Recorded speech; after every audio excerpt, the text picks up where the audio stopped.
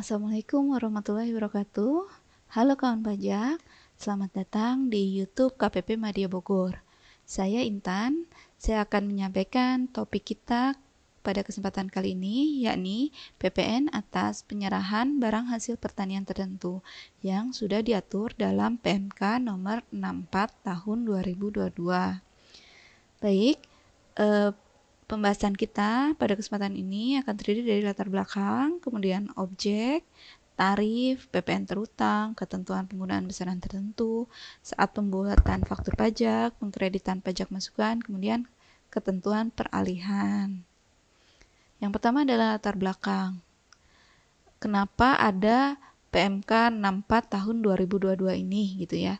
Yang pertama adalah karena PMK sebelumnya, aturan sebelumnya, yakni PMK 89 tahun 2020 itu perlu diubah. Kenapa perlu diubah? Karena adanya perubahan tarif PPN yang naik menjadi 11% ya, sebagaimana sudah diundangkan dalam Undang-Undang Nomor 7 Tahun 2021 tentang harmonisasi peraturan perpajakan.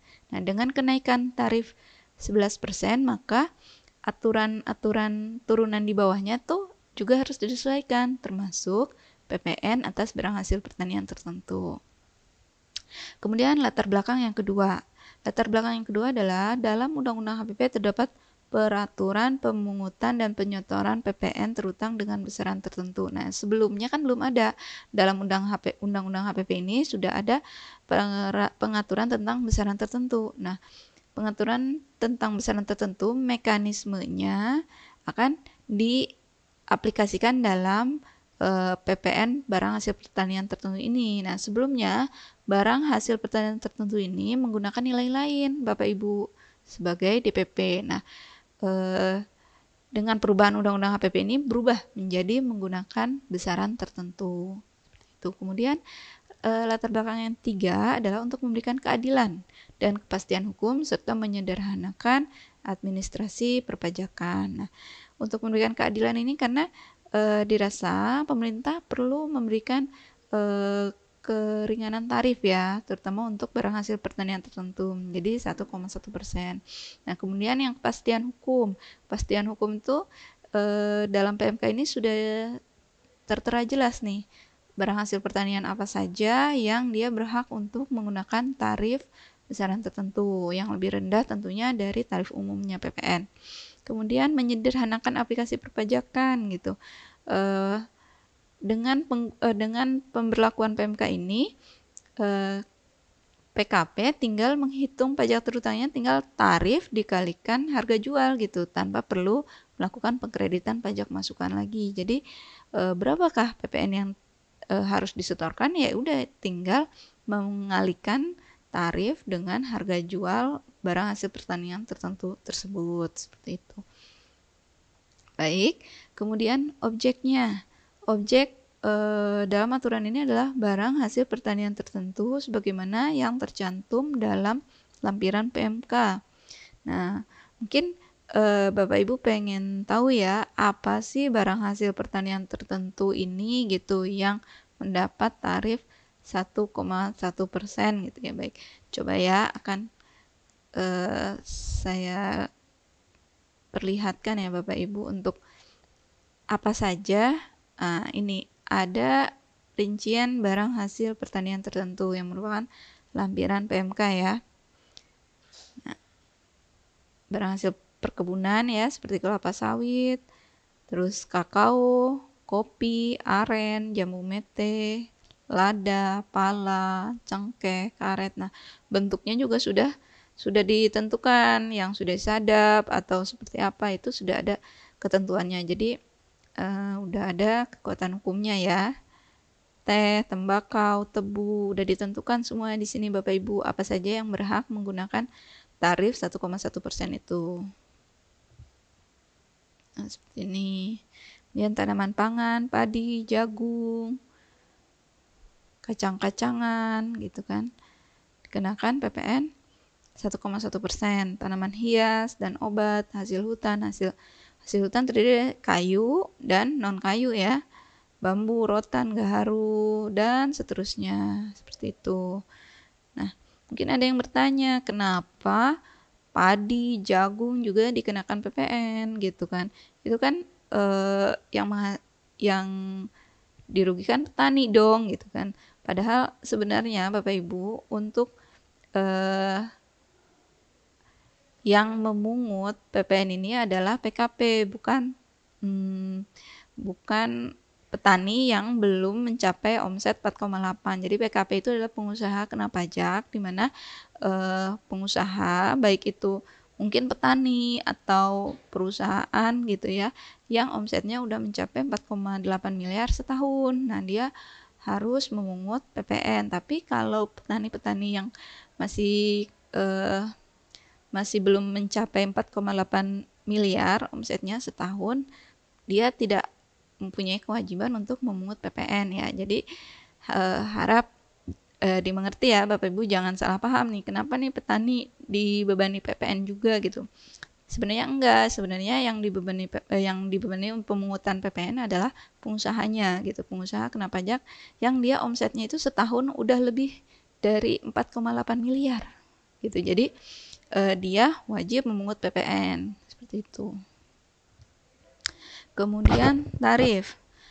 Untuk tarifnya seperti tadi sudah disampaikan ya, 1,1% mulai 1 April 2022. Kemudian 1,2% paling lambat 1 Januari 2025. Kenapa jadi 1,2%? Karena untuk tarif umum PPN pun nanti sebelum atau paling lambat 1 Januari 2025 itu juga akan naik menjadi 12%. Jadi dengan kenaikan itu menyesuaikan juga tarif barang hasil pertanian tertentu menjadi 1,2%. Nah, PPN terutangnya sederhana saja, 1,1% dikalikan harga jual gitu ya. Tidak ada pengkreditan pajak masukan.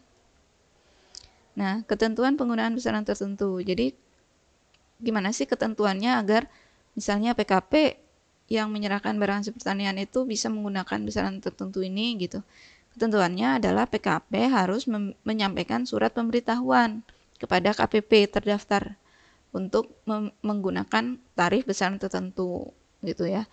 Ini kalau misalnya sebelumnya PKP itu menggunakan nilai lain, maka tidak perlu menyampaikan pemberitahuan. Tapi kalau sebelumnya PKP menggunakan tarif umum yang 10%, maka dia harus menyampaikan pemberitahuan untuk menggunakan besaran tertentu yang 1,1%.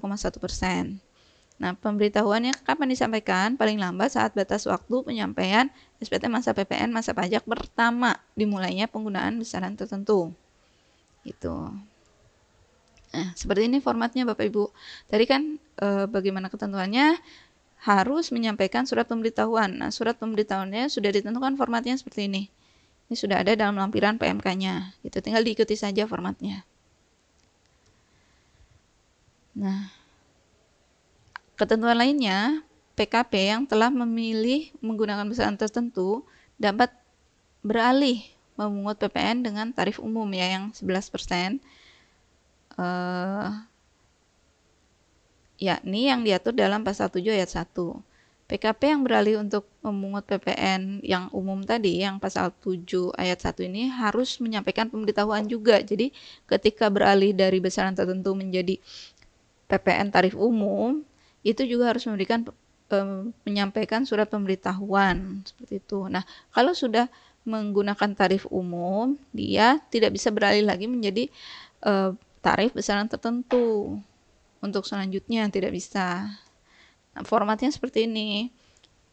Surat pemberitahuan beralih memungut PPN terutang dengan tarif umum ya. Tarif pasal 7 ayat 1 Undang-Undang PPN yang 11%.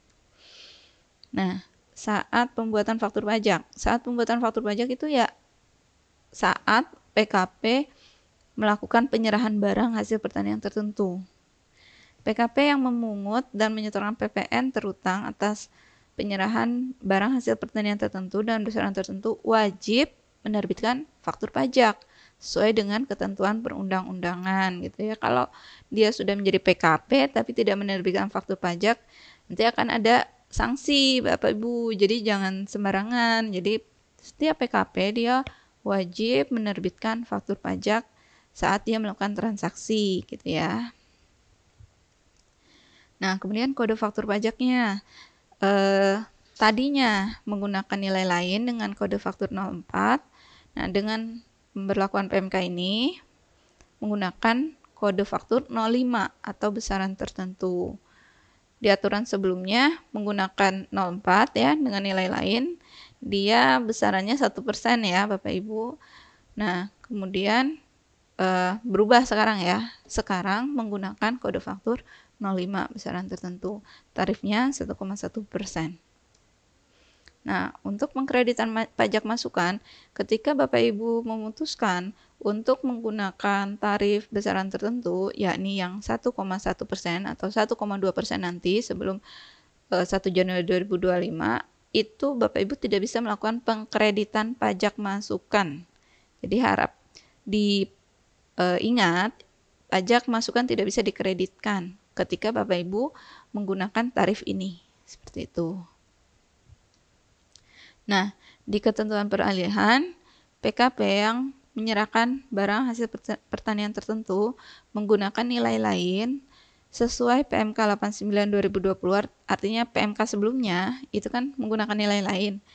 Itu dianggap otomatis memilih tarif besaran tertentu. Jadi tidak perlu menyampaikan kembali surat pemberitahuan gitu.